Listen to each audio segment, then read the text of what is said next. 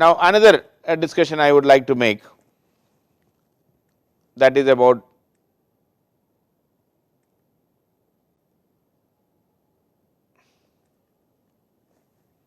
Sikkim.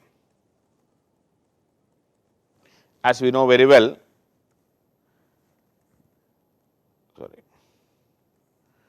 just see India and the political map of India. You can see Sikkim in between Nepal and Bhutan, and you can see Sikkim, and between Sikkim and Bhutan we have a small territory, this V-shaped territory here, this is called Chumbi Valley. Okay. This is a small valley, but otherwise Sikkim was a kingdom, Nepal was a kingdom, Bhutan is a kingdom, and our unwritten and in between what is called the Chumbi Valley. Okay. And there is a trade route also through the Chumbi Valley. So, this Nepal, Sikkim and Bhutan, they were kingdoms, and our unwritten understanding between India and China was that these three will continue as kingdoms. Both India and China will not try to annex it, and also the other understanding was that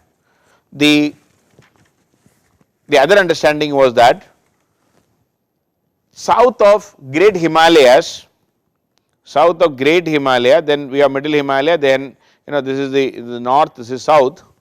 South of Great Himalayas, it is a sphere of influence of India, including Nepal, Bhutan and all, it will be under the overall influence of India, and north of Great Himalaya, that is Tibet, that will be the sphere of influence of China. So, that was the understanding between Indian and the Chinese leaders immediately after independence.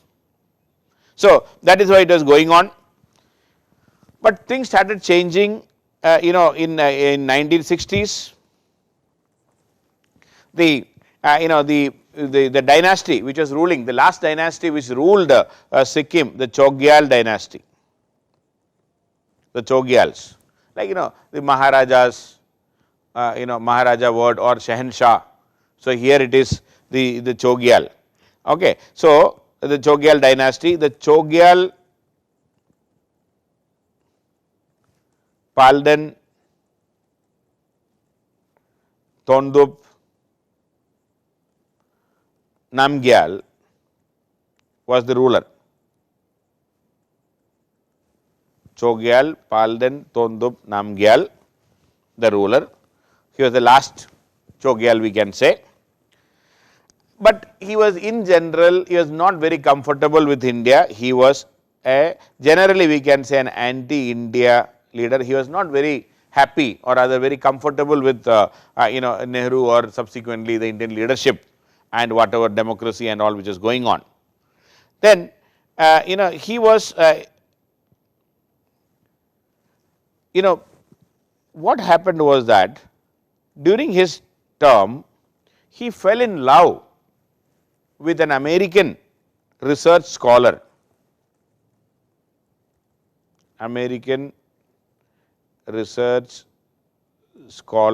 who came to this region, to Sikkim and Himalayan studies and things like that, and this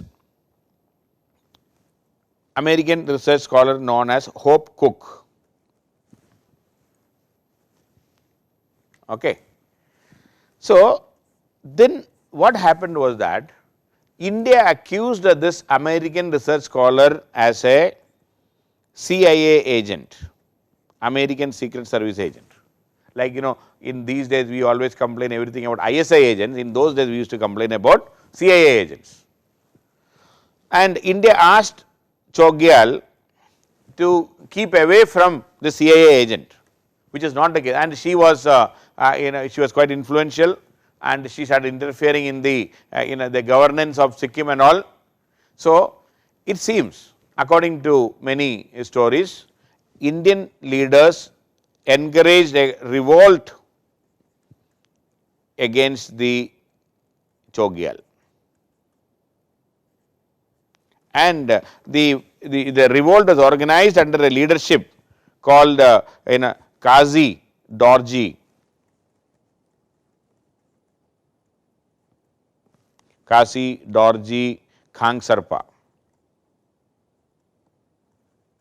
This revolt was organized by Kazi Dorji Khangsarpa, and a nationalist leader, and he subsequently became the first chief minister also.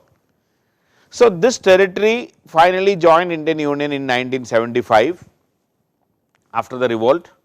The people overwhelmingly supported joining Indian Union, and Sikkim joined Indian Union. Now, the dispute is not regarding China claiming Sikkim or anything. China has never claimed Sikkim. The only problem is China never recognized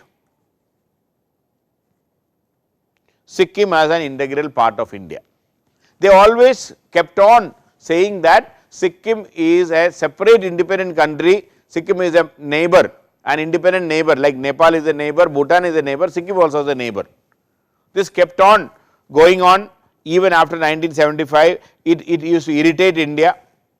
Finally, in 2003, when Prime Minister Vajpayee visited China in a landmark visit to China, he insisted that China should do something regarding this. They cannot be claiming that Sikkim is a neighbor, because Sikkim is an integral part of India right now. Even though China did not say anything, after a couple of months of Vajpayee's visit, China very silently removed Sikkim as a neighboring country. They did not show, and they also agreed to have a border trade between India and China through Sikkim. A couple of mountain passes are here. You see India physical, you can see here, of course in that it is not shown. Let me, India states and Sikkim and West Bengal, you please see here. You can see this Jelepla, I hope you can see this. Jelepla from Gangtok, you can see Jelepla Pass, and through this a road is also going. So, we have agreed between India and China, agreed to have border trade at Jelepla Pass. Jelepla. See, now you can have border trade between India and China in Jelepla only if Sikkim is an integral part of India.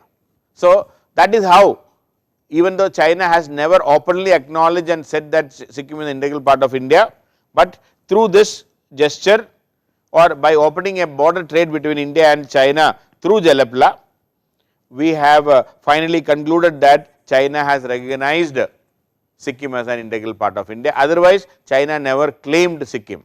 So, dispute is in western sector, dispute is in eastern sector, dispute is in the middle sector, but there is no major dispute in Sikkim. The dispute was only related to the question of Sikkim joining Indian Union. Okay. So, that was the only dispute we have.